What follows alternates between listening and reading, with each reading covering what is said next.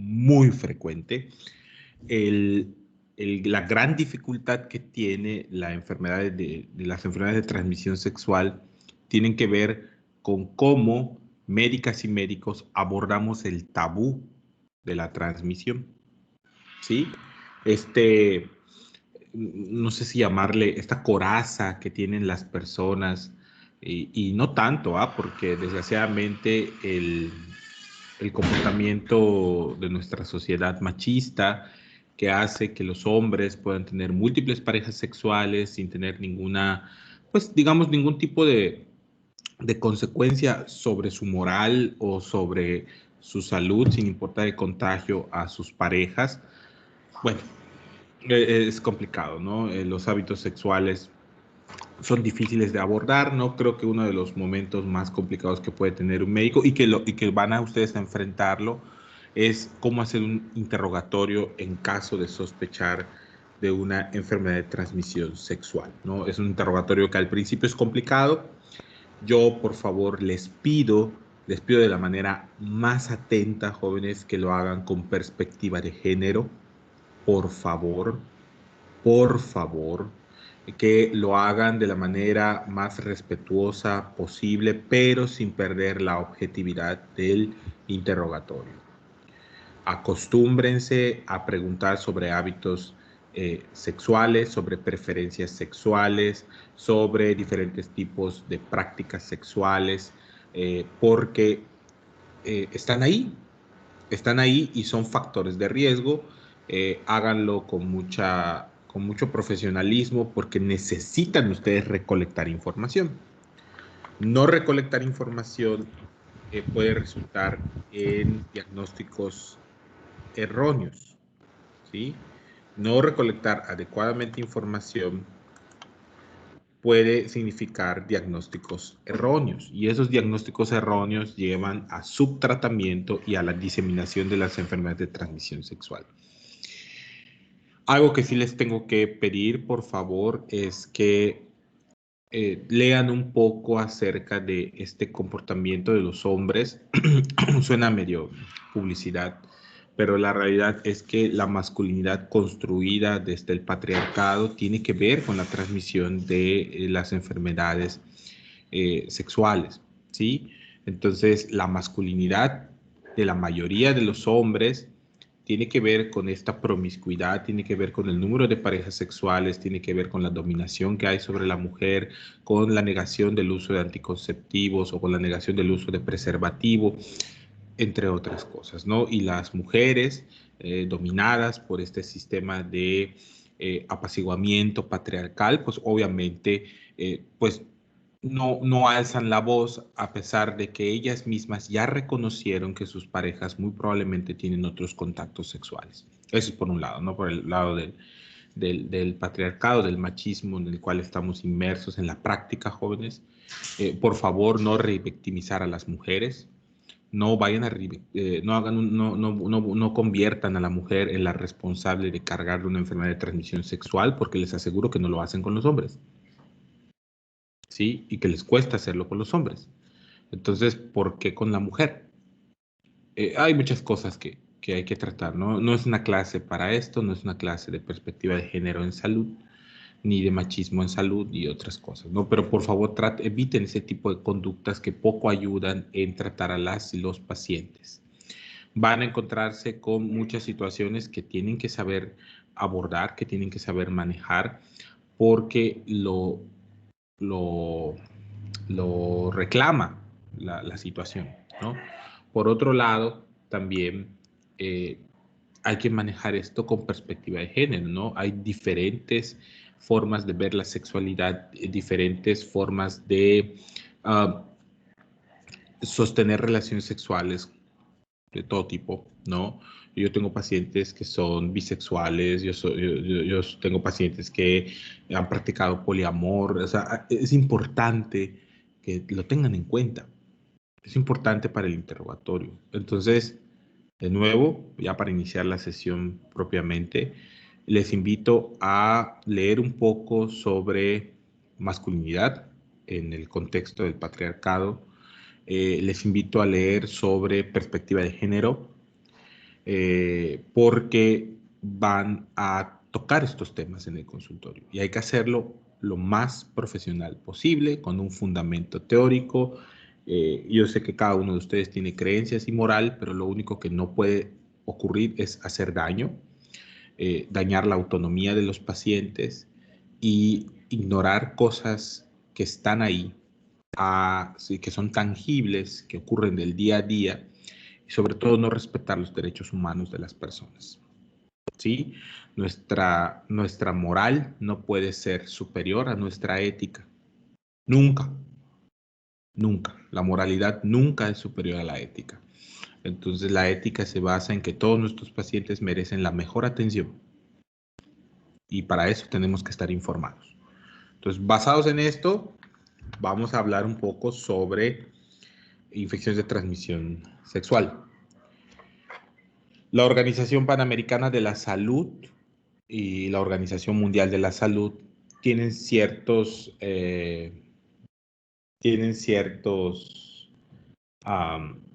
digamos nosotros, consideraciones que deben tener todas las médicas y todos los médicos de atención especializada o general.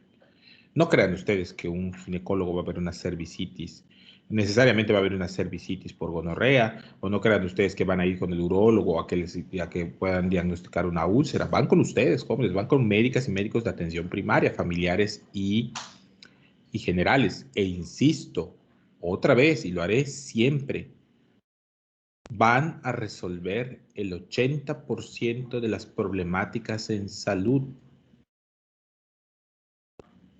¿Sí?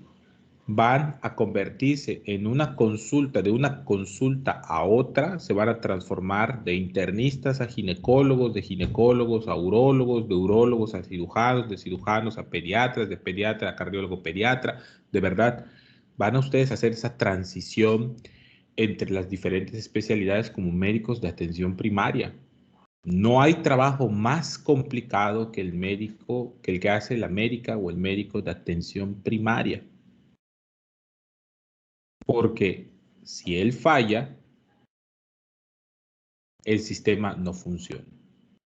Entonces, acostúmbrense a tener la responsabilidad de aprender de todo. Obviamente, si tengo un acabalgamiento de la aorta en un lactante, en un neonato de 2 semanas que no fue diagnosticado, no lo sé. Obviamente ese paciente no es mío, pero tengo que saber que una cardiopatía cianógena no puedo valorarla en el consultorio, no puedo darle seguimiento en el consultorio. Si está descompensado, si tiene una crisis cianótica, lo tengo que mandar al hospital. Pero tengo que saber incluso identificar cianosis. Hay médicas y médicos que no saben identificar cianosis. Hay médicas y médicos que no revisan a los pacientes jóvenes. Si un paciente va a la consulta porque dice que tiene una lesión en los genitales, hay que revisar con todo el respeto, con todo el pudor, guardando adecuadamente los protocolos, hay que revisar los genitales. Evíteme la pena de haber sido su maestro, no es cierto, si no aprenden a revisar a sus pacientes. Bueno, regreso a lo siguiente. Entonces, ¿qué es lo que plantea la OMS?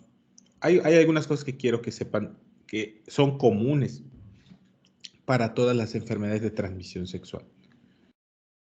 La primera es que cuando sea diagnosticada una enfermedad de transmisión sexual, jóvenes, deberíamos nosotros pensar en otras enfermedades asociadas. ¿Sí? Es decir, si un adolescente va a la consulta y tiene una uretritis gonocócica, tendría yo que pensar en al menos 3 enfermedades más: VIH, sífilis, hepatitis B o C. E idealmente debería yo solicitar pruebas para descartar que ese paciente tenga alguna otra de estas condiciones. Por lo tanto, la primera recomendación que les puedo dar es: toda persona que acuda por una enfermedad de transmisión sexual, debemos solicitar un panel que incluya VIH, sífilis y, si es posible, virus de hepatitis B. y C. ¿Ok? Deberíamos nosotros hacer esas conjeturas adelantadas porque hay pacientes que tienen hábitos de riesgo que pueden estar infectados de VIH y no lo saben. Y la gonorrea, por ejemplo, puede ser una enfermedad asociada a esos hábitos que nos haga darnos cuenta que tenemos que pedir otras pruebas. Vuelvo otra vez. Hay que solicitar siempre VIH, sífilis, virus de hepatitis B y C, en la medida de las posibilidades, jóvenes, porque hasta donde yo recuerdo, en los programas institucionales no están incluidas las pruebas de hepatitis B y C en el ámbito ambulatorio. Y son algo caras, porque hay que identificar anticuerpos y antígenos en el caso de hepatitis B para poder identificar si hubo exposición, si esa exposición fue resuelta de manera espontánea o si hay cronicidad de la infección. Por si ustedes no recuerdan que la hepatitis B puede ser 90% se cura de manera espontánea y 10% cronifica. Y hay que ver las curvas de anticuerpos y antígenos. ¿Ok? Eso es algo que hacemos en atención primaria. No hay que ser hepatólogo ni gastroenterólogo para poder saberlo. ¿Ok? Bien, entonces esa es la primera. Segunda, la recomendación de la Organización Panamericana de la Salud y la OMS es tratar de manejar todas las infecciones todas las infecciones de transmisión sexual con monoterapia o con el tratamiento más corto posible. En algunas ocasiones esto no se puede llevar a cabo, pero deben intentar ustedes que sus pacientes reciban el tratamiento más corto posible, jóvenes. Tratamiento acortado, idealmente monoterapia, una sola dosis. Bueno, si algo les puedo compartir de la experiencia del tratamiento de enfermedad de transmisión sexual en atención primaria es que yo particularmente pido que los pacientes consuman sus fármacos en el consultorio. Que yo vea que el paciente, que puede ser algo eh, complicado o sea, puede ser algo, no sé, que pueden ver inadecuado, pero es que a veces no me puedo cerciorar que el paciente tome sus medicinas. Entonces, habitualmente yo pido de favor que se consuman los fármacos en el consultorio, que yo pueda presenciar el consumo de los fármacos, porque así estoy seguro que se rompe la cadena de transmisión. Estamos en la segunda. Tercera, hay que identificar los momentos adecuados y tratar a las parejas sexuales. Idealmente deberíamos tratar a todas las parejas sexuales. A todas, deberíamos tratar a todas. Y esto es la dificultad del interrogatorio, porque en algunas ocasiones puede tratarse de que la enfermedad se contrajo en un contacto casual, ¿no? Y es imposible localizar a la otra persona. O ocurrió en el ámbito del sexo servicio. Va a ser complicado encontrar de nuevo a la persona, o al menos tener un acercamiento con la persona.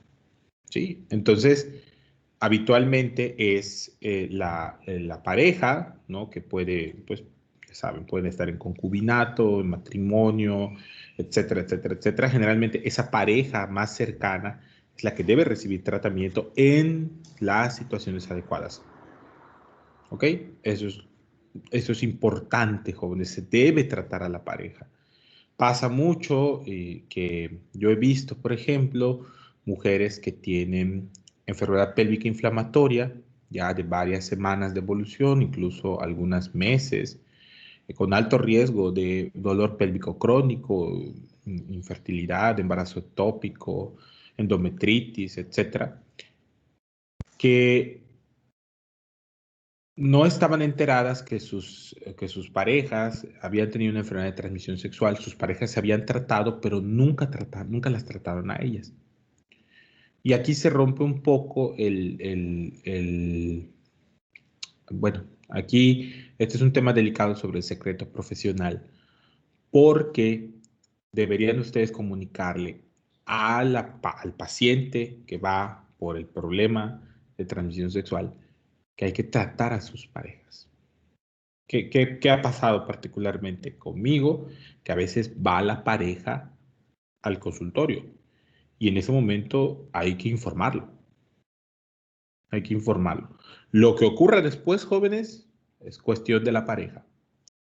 Ustedes ya cumplieron con la responsabilidad de evitar que una persona, por daño colateral, tenga una infección que puede traer consecuencias. Entonces, lo que vaya a ocurrir, eso ya es cosa de las parejas, tiene que resolverse de manera adulta, ¿sí?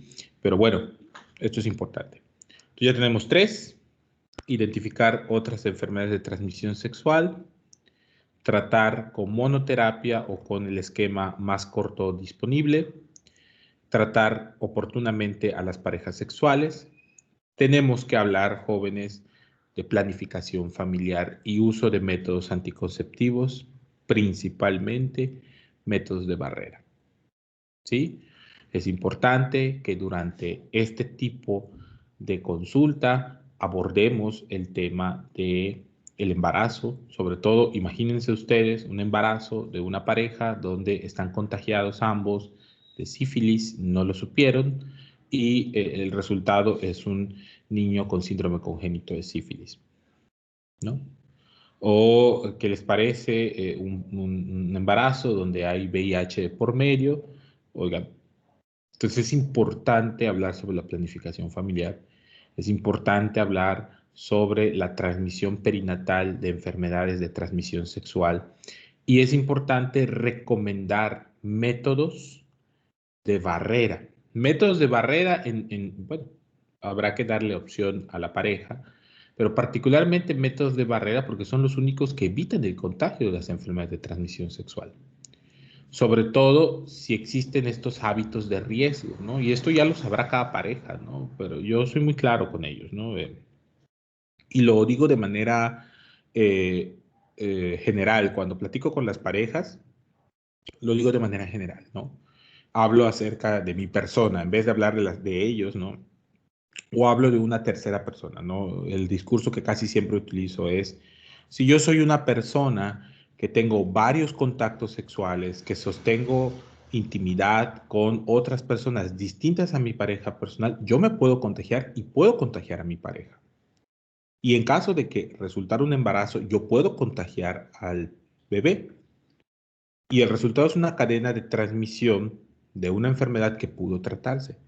Tengo que ser responsable acerca de mis hábitos sexuales y tengo que pensar en el daño que puedo provocar en caso de no compartir información sobre con cuántas personas y cómo sostengo relaciones sexuales. Esto es muy importante porque es un discurso que va hacia nadie. Hablo acerca de la generalidad porque las personas se sienten, de verdad se sienten agredidas cuando señales que usted, si tiene usted múltiples parejas, eso no funciona muy bien, jóvenes. Eso, hay estudios psicológicos que dicen que no funciona muy bien.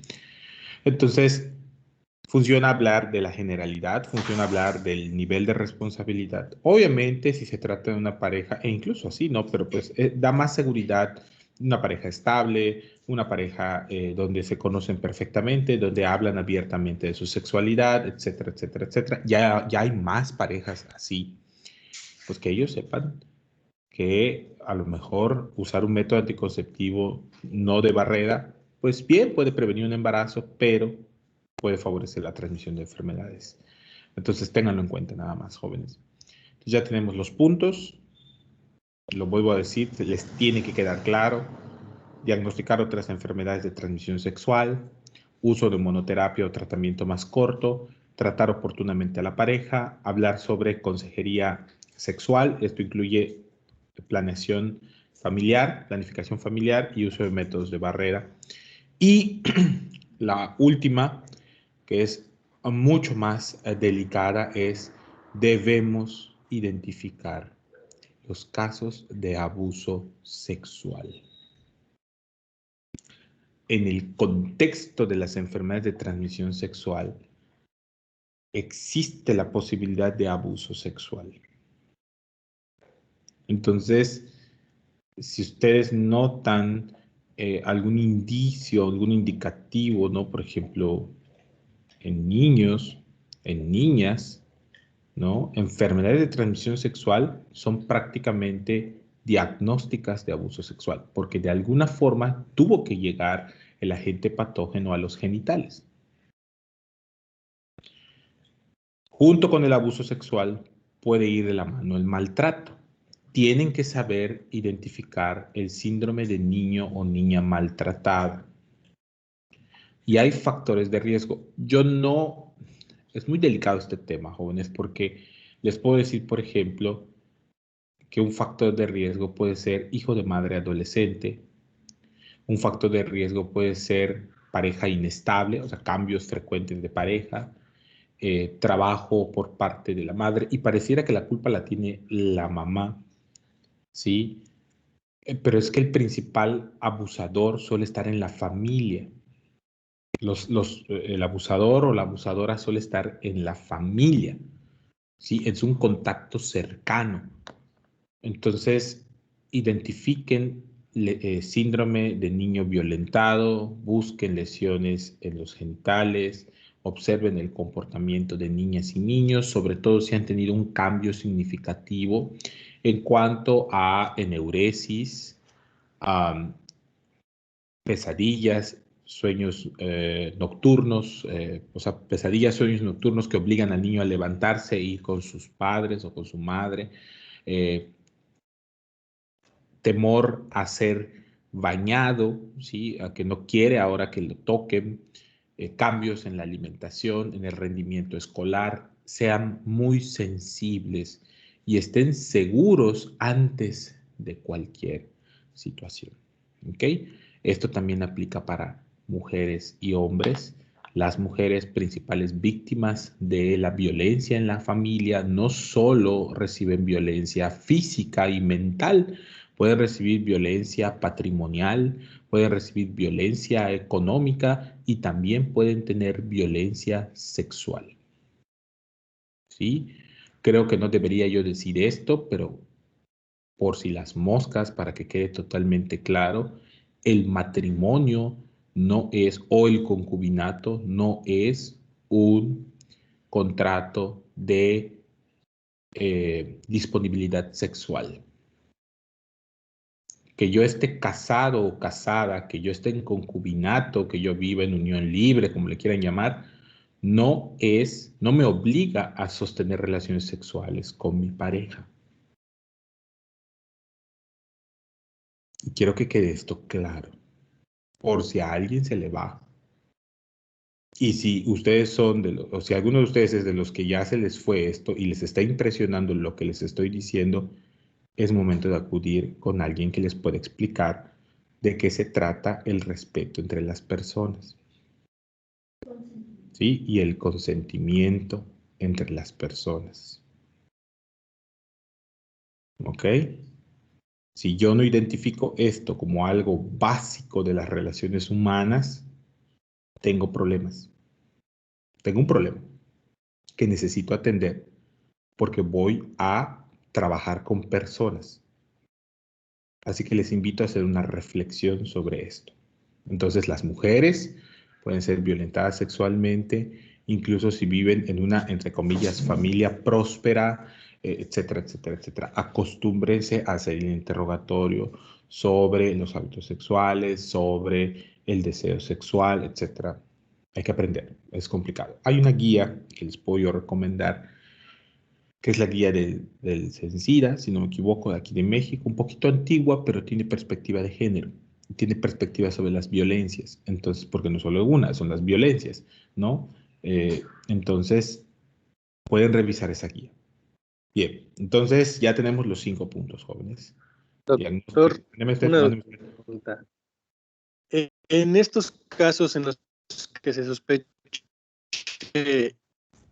violencia, abuso, abuso sexual, ¿qué es lo que se debe como médico? Solamente con la sospecha se declara a quién o qué es ok, lo que procede. ok, las 2 veces que yo he tenido casos de violencia, el primero fue en un niño y no sabía qué hacer. O sea, debo ser totalmente honesto, no sabía qué hacer. Entonces le hablé a la doctora Mirna estaba estaba escrita, la otra misma estaba ya escrita. Y la recomendación tiene mucha lógica. La recomendación de la doctora es enviarla como lesión genital. No debemos nosotros, porque nosotros no somos médicos ni médicas legistas. ¿Me explico? Nosotros no hacemos la dictaminación, el peritaje. Nosotros podemos enviar como describiendo las lesiones sin hablar de abuso sexual, ¿sí? De trauma genital o rectorragia o fisura anal, y en la nota sugerir que las lesiones son de origen traumático, que hay cambios en el comportamiento del niño o de la niña, que hay indicios de penetración, nada más. No podemos decir nada más porque esto puede repercutir en las carpetas de investigación.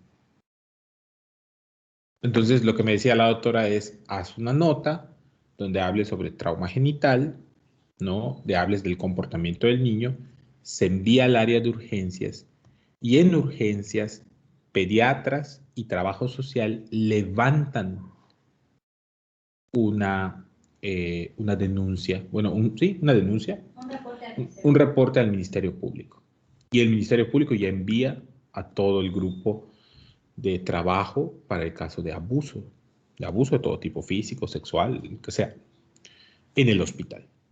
Porque en el hospital, pues, digamos, existe, entre comillas, mayor seguridad para el niño o la niña, ¿no? El hospital puede hacerse responsable de la tutela del niño en lo que se resuelven los problemas, ¿no? Promedefa se puede hacer de la tutela del niño o el Estado se puede hacer de la tutela del niño. En el caso de las mujeres que sufren violencia sexual, violación, abuso, etcétera, existen protocolos de atención. Primero, desde el punto de vista médico, porque lo ideal sería que nosotros le diéramos profilaxis.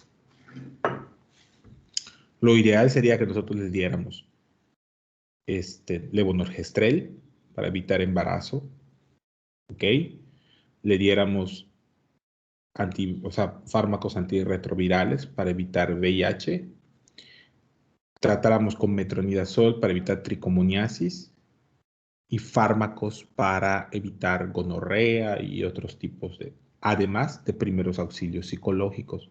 Eso deberíamos hacer nosotros, ¿sí? Y entonces informar a la autoridad competente que pueda acompañar a una mujer a hacer una denuncia en el Ministerio Público. ¿Sí? Eso es lo que deberíamos hacer. De hecho, hay una guía, no sé si hay una guía de práctica clínica, recuerdo que había una norma sobre cómo comportarse en casos de abuso sexual. Sí hay, ahí está, ya lo dijo la doctora. Casos de abuso sexual. Pero particularmente los dos casos que yo he visto son uno en niño y uno en una mujer. La mujer llegó golpeada, ¿no? Violentada físicamente, pero además estaba violentada sexualmente, ¿no? Porque tenía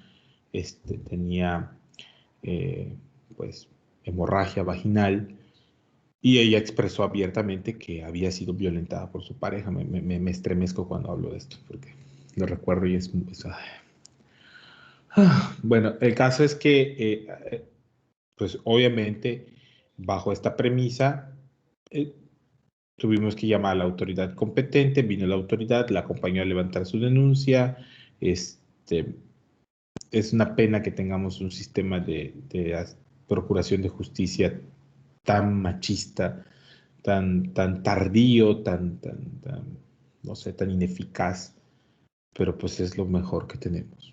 No podemos hacer justicia por mano propia, no podemos involucrarnos más ahí de nuestra responsabilidad profesional, a menos que sea estrictamente necesario, que se ponga en riesgo una vida, ¿no? A lo mejor habrá que tomar ciertas medidas que no van muy de la mano con nuestro papel, pero la idea es esa, ¿no? La idea es, niñas y niños, elaboren una nota médica como trauma, como lesiones inespecíficas, como cambio del comportamiento y deriven inmediatamente al hospital, hagan sentir segura a la mamá o al familiar de que en el hospital existen protocolos de atención a niñas y niños violentados, Y en el caso de mujeres violentadas, lo ideal sería hablar a la autoridad competente municipal que vaya, que acompañe a la mujer, sobre todo elementos mujeres, es lo ideal, acompañadas de un familiar que levanten. Y si ustedes no están seguros de poder ofrecer, de que le van a ofrecer todo lo recomendado para la profilaxis, pues no, háganlo ustedes. El problema ahí es que modificamos evidencia.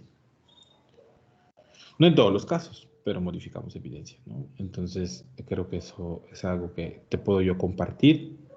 Habría que leer la guía con más calma. ¿Sale? La otra enmienda quería comentar algo. ¿Qué pasó?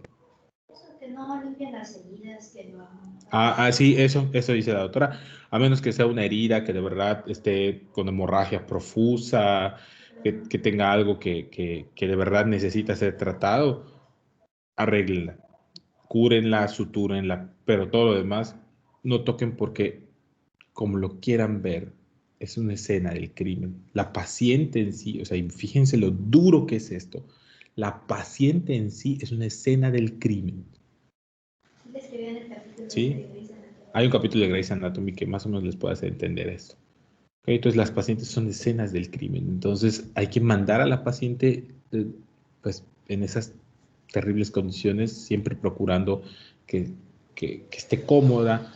No sé cómo puede estar cómoda una mujer después de esto, pero lo importante es que tampoco no nos quedemos de brazos cruzados, ¿no? Entonces, no confronten al violentador. Eso es importante. No confronten al violentador. Háganlo a través de la autoridad, ¿sí? Porque el violentador muchas veces va a intentar convencerles de que él no tuvo la culpa, de que fue un accidente, y si no lo logra, se puede comportar violento con ustedes. Si es un niño y está el violentador ahí, no, tampoco lo deben de confrontar, ni deben de decir, usted abusó del niño porque entonces se va a ir y me va a volver. Claro. Entonces, no sé si eso te ayuda un poco con esta situación tan complicada. Sí, ¿Sale? doctor, muy Muy bien. Gracias a ti, Pablo. Muy buena gracias. pregunta. ¿Alguien más que tenga alguna duda, comentario? Pues les va a tocar, jóvenes. Espero, bueno, yo de verdad espero que no tengan que enfrentarlo, pero es que la violencia está en todos lados y nos puede tocar, más en las comunidades. Perdón, un Sí, último comentario. La guía de práctica clínica de niño maltratado en específico dice que nosotros deberíamos tomar las fotos de las lesiones y todo, incluido en abuso sexual, como las toman los médicos legistas, con una reglita y con la no, sí, fecha y verificar todo. Obviamente, eso es trabajo del médico legista, no es trabajo nuestro, pero sí es importante que si por alguna razón la persona, ya sea una mujer adulta o la mamá de un niño violentado, no quiere denunciar, es muy importante que ellos tomen estas fotos, porque en un futuro van a servir de evidencia. O sea, un día viene la mamá y dice, no, pues es que lo quiero denunciar a quien violentó a mi hijo, esas fotos son evidencia. Entonces, cuando no desean denunciar en ese momento, les deben de ofrecer ellos la opción de tomar la evidencia por si en algún momento ellos quieren denunciar. Ok. ¿Sí escucharon a la doctora? ¿La escucharon? Sí, doc. Ok, Sí, bueno. veo las fotos. Sí, porfa, que quede claro, ¿no? En la forma de ayudar a las personas, ¿no? El abuso, jóvenes, no es solo físico. Las personas que ven a la persona abusada o que rodean a las personas se pueden sentir intimidadas, temerosas, pueden incluso normalizar este tipo de conductas, pero si algo cambia con el tiempo, deberíamos poder apoyar a la denuncia. Entonces, es una responsabilidad como ciudadanas y ciudadanos, es una responsabilidad como médicos. Ahora, quien al final de cuentas dictamina son los médicos legistas. Si alguno de ustedes va a ser médico legista, es importante que empiece a cambiar este paradigma de la atención de la violencia porque hay mucho que trabajar. Hay muchísimo que trabajar. ¿Sale? Muy bien. Creo que queda más que claro con sus clases de medicina legal, pero no haré ningún comentario al respecto. Entonces, ahora, ya que hablamos de esto, nosotros jóvenes tratamos las enfermedades de transmisión sexual basados en el diagnóstico clínico. ¿Ok? Y esto es importante porque el diagnóstico realmente no necesita de pruebas tan estrictas, pero sí en algunas ocasiones, como por ejemplo sífilis, pues vamos a tener que pedir laboratorio. Entonces, aquí está en este manual de la OMS, les dicen que el tratamiento es sindrómico, hombres, secreción uretral, hay que tratar como clamidia y gonorrea, y hay que tratar a las parejas. Mujeres, flujo vaginal, hay que tratar como candidiasis, tricomoniasis, vaginosis bacteriana y evaluar tratamiento como gonorrea y clamidia. Tratar gonorrea y clamidia solamente si la pareja tiene flujo uretral. ¿Ok? Perdón, uretral. Tratar a la pareja en caso de tricomoniasis. No se trata la candidiasis vaginal en las parejas y no se trata tampoco la vaginosis bacteriana, que sabemos que en realidad es una disbiosis de la microbiota vaginal. ¿Ok? Y en el caso de cervicitis, pues hay que tratar como clamidia y gonorrea, porque puede tratarse de una cervicitis que evoluciona una enfermedad pélvica inflamatoria. En el caso del dolor abdominal y pélvico, siempre, por favor, traten como enfermedad pélvica inflamatoria. Se los van a agradecer las pacientes, no por el hecho de que se quieran embarazar, porque es una posibilidad, pero más bien por el dolor pélvico crónico. ¿Sí? Entonces, y en este caso, en la enfermedad pélvica inflamatoria, bastará con dolor abdominal, jóvenes, más descarga uretral, o sea, más descarga vaginal, listo. No le empiecen a rascar. Ah, no, es que puede ser una vaginitis. Ninguna vaginitis, ninguna vulvovaginitis produce dolor pélvico. Si ustedes en la clínica de la vaginitis reconocen o la paciente comenta que hay dolor pélvico, es una enfermedad pélvica inflamatoria, hasta no demostrar lo contrario. Y deben dar tratamiento para EPI. Hay que citar a la pareja y tratarla también. Sobre todo si ha sostenido relaciones sexuales en los últimos 28 días antes del diagnóstico. ¿Ok? Y las úlceras, pues obviamente las úlceras se tratan como sífilis, chancroide o herpes simple. También hay que tratar a las parejas. Y hay algo que se llama bubón genital, que puede ser con úlceras o sin úlceras, que hay que tratar como sífilis y chancroide o hay que tratar como linfogranuloma venéreo. ¿Ok? Entonces, vamos a hablar primero de la secreción uretral. En el caso de la secreción uretral, hay que tratar como gonorrea y clamidia. Y aquí les pongo una pequeña lista de síntomas.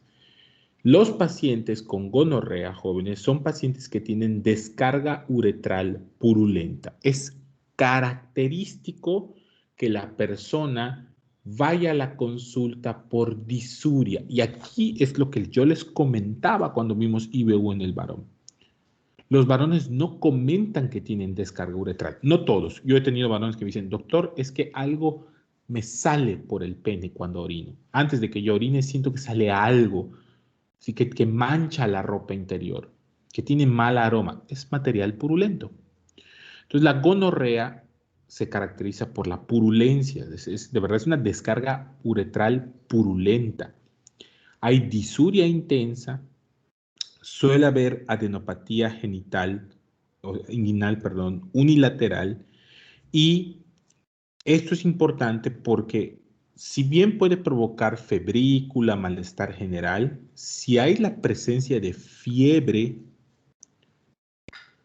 tenemos que buscar si esa fiebre no ha sido porque la gonorrea ya se extendió, el gonococo ya se extendió a otros órganos intrapélvicos.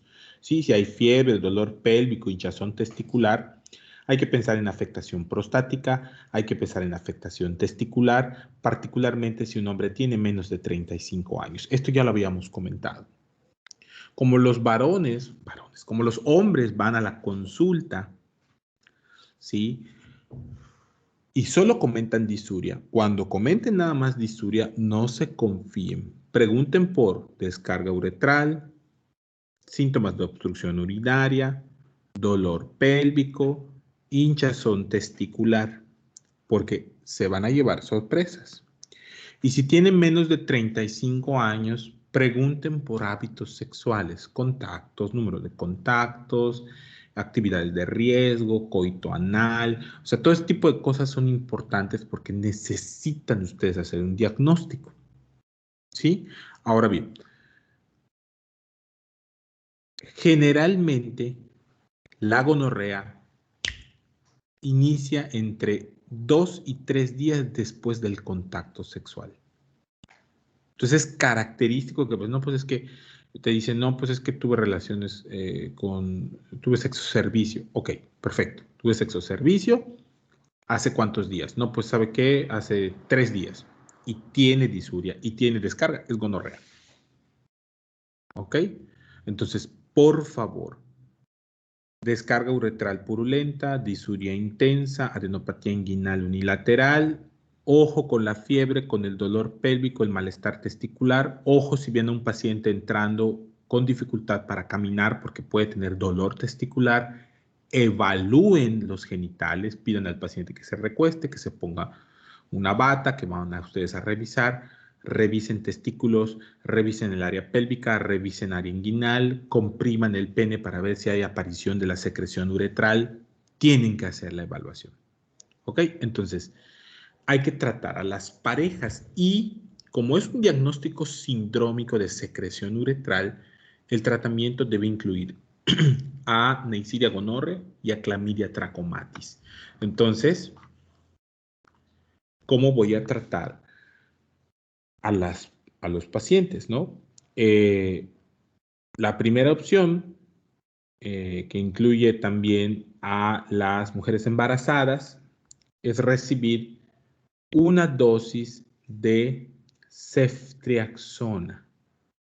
Y aquí yo estoy un poco en contra de los 500 miligramos. Yo les diría lo siguiente, ahí está, miren. Voy a permitirme mostrarles esto. Voy a quitar esto de aquí. Ahí está.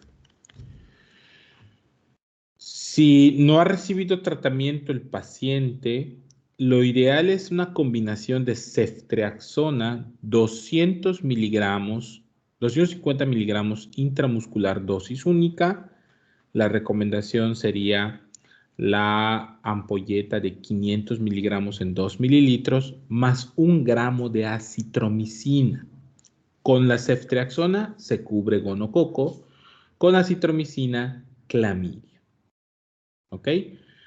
Pueden ustedes, si por incomodidad de la o el paciente, en este caso estamos hablando de descarga del paciente, no quiere recibir una aplicación intramuscular, ok, pueden usar cefexima de 400 miligramos más acitromicina 1 gramo vía oral, dosis única.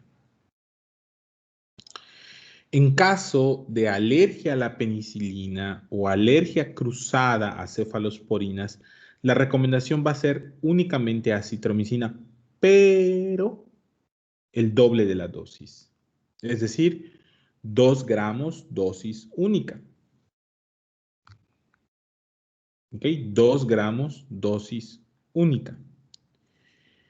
¿Qué va a ocurrir si a pesar del tratamiento tengo fracaso terapéutico? Porque, déjenme decirles una cosa, el tratamiento cura muy rápido la infección. En menos de 24 horas el paciente ya tiene mejoría sintomática. Entonces, si el paciente ya regresa a los 2 días, sigue teniendo descarga uretral, sigue teniendo malestar pélvico, sigue teniendo urgencia, disuria, ok, deben considerar que se trata de una falla terapéutica.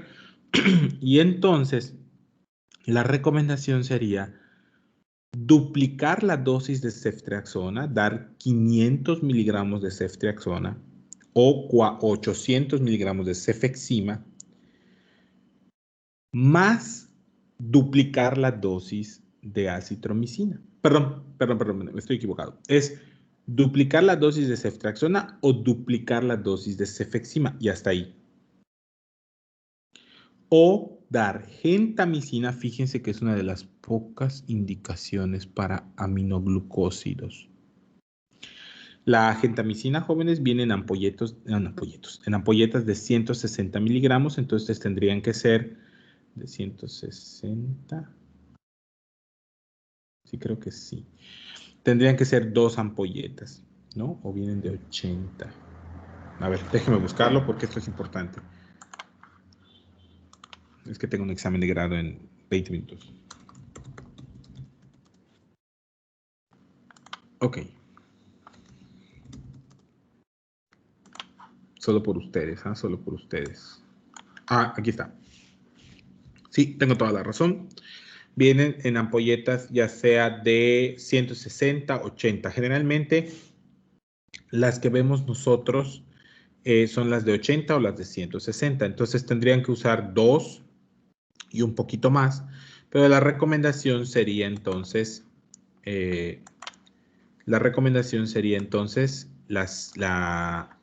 perdón, aquí está.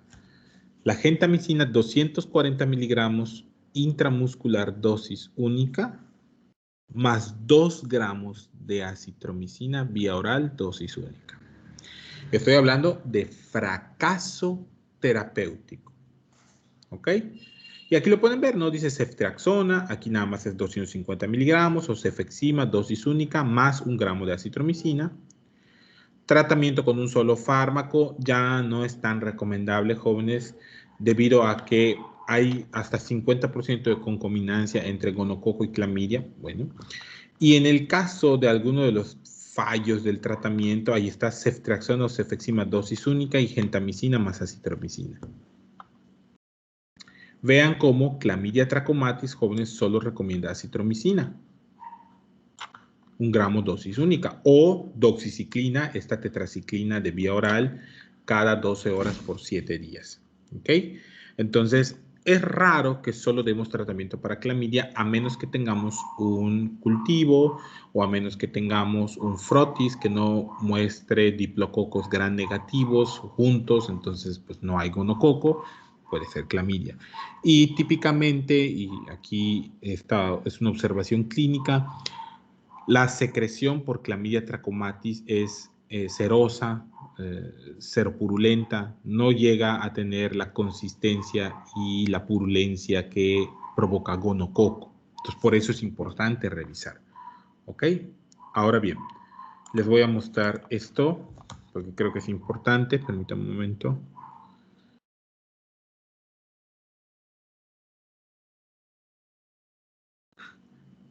No quiero dejar morir a los MEFI, tranquilos.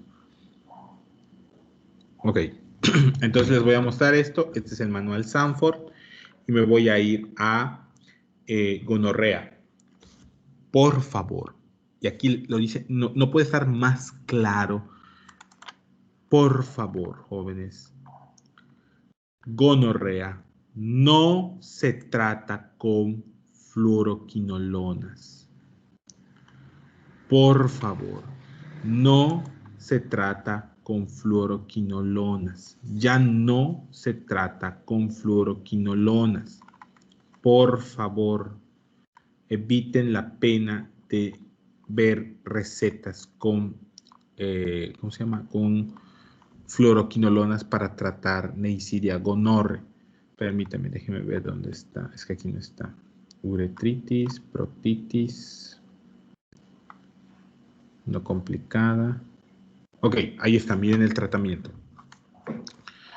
Si se trata de una uretritis, una cervicitis o una proctitis, ok, dice acá que el agente etiológico más común es Neisseria, pero hasta el 50% de los pacientes puede tener uretritis o cervicitis concomitante con clamidia. Hay que tratar ambas, aunque la prueba de amplificación indique un único microorganismo. Lo que yo les decía es tratamiento dual. Entonces, el tratamiento es 250 miligramos, una sola dosis, más acitromicina, 1 gramo vía oral, una sola dosis. Si hay fracaso terapéutico, fíjense cómo son 500 miligramos intramuscular más 1 gramo de acitromicina o 2 gramos vía oral de acitromicina. Es una forma de verlo, jóvenes. Es una forma de verlo. Alergia grave a la penicilina o cefalosporinas, gentamicina 240 miligramos intramuscular, más acitromicina 2 gramos vía oral único, o gemifloxacino, que no tenemos aquí, más acitromicina. ¿Cuáles van a ser entonces nuestros esquemas que va a evaluar? Más, ¿cuáles van a ser los esquemas que va a evaluar? Estos. ¿Ok? Son estos. Muy bien. ¿Dudas, preguntas, inquietudes, jóvenes? Sí, yo tengo una duda, doctor. ¿Qué pasó, Pedrito? ¿Cuándo ya consideramos una falla terapéutica en este caso? O sea, 24 horas posterior, como... O sea, había 24 dicho a que... 48 horas y no ha mejorado. Nadita. ¿Sale? Yo te recomiendo Ok. 48 para que estés seguro. ¿Sí? Sí, gracias. De nada, Pedrito. Oigan, y por favor, traten a la pareja. La pareja debe recibir 250 de ceftriaxona, 1 gramo de acitromicina. Porfa, hay que tratar a las parejas.